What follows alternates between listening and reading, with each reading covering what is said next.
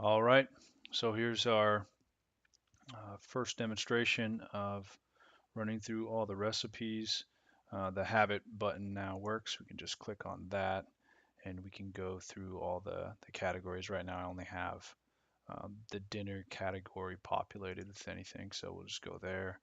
And then inside of here I kind of copied some of the Stouffer's meatloaf um, recipes, but I also copied your lasagna recipe that you had inside of the PDF.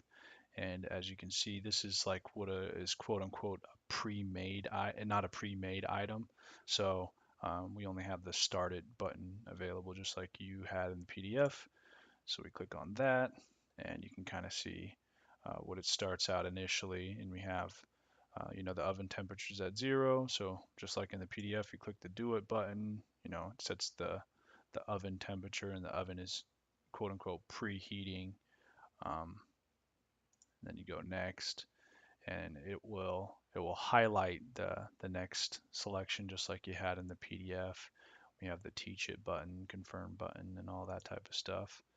And this one's for the stove, so we can do that, and it can preheat the stove. The stove gets up to 300 degrees Fahrenheit. I'm not really sure what the stove setting should actually be. I don't have the graphics for that section. It never got sent to me, so I just kind of put this in its place for now. And then we also have timers. So if you wanted to have the browning of the meat, before you put it in lasagna, like you had in the PDF, just click on the timer, and it'll start the timer. And it actually removes the step button, so you can't proceed past this step. And when the timer's done, we can do a lot of things. We can add like a little um, jingle or a beep or alert message or whatever, and kind of test some of that stuff out.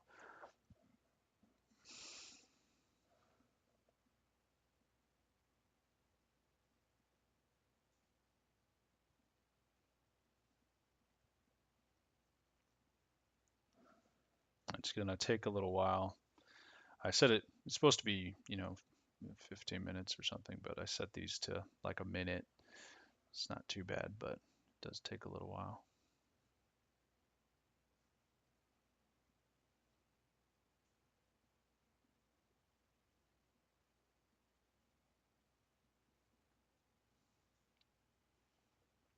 All right, so it's completed. So meat browning complete, and we can proceed to the next step now.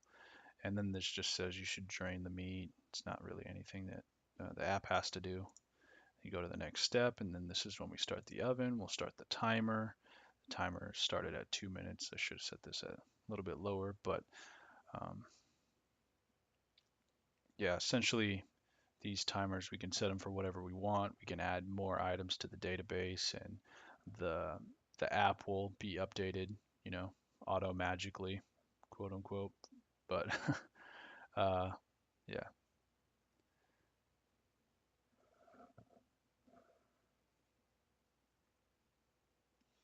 and of course this area is, you can scroll just like you said in the PDF, so you can see if we have a really long list of instructions, we'll be able to read all of them.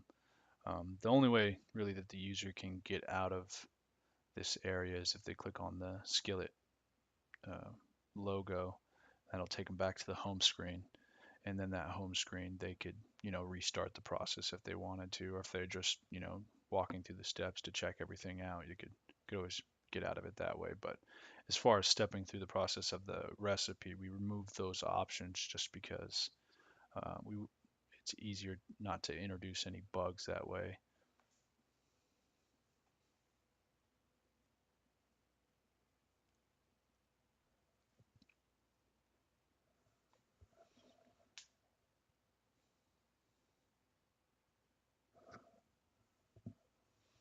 We'll just let this finish.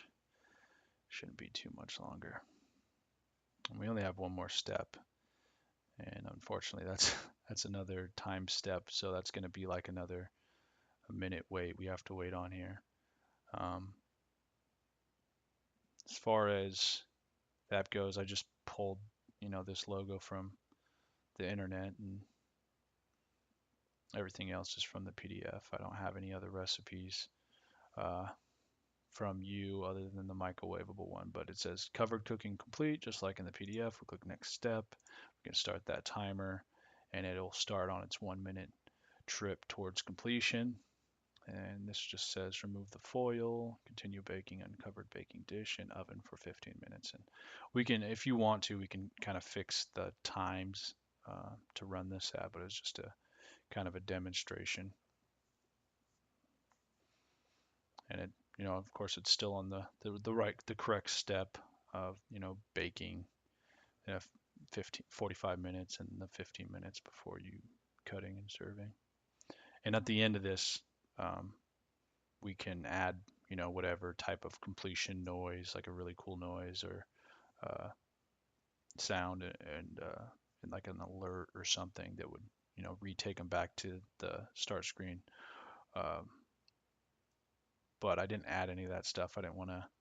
I could have added a whole bunch of stuff on this, but I didn't get any design ideas except from what was on the PDF. So I just try to stay as stuck to that as possible. So, yep, that's it. Thanks.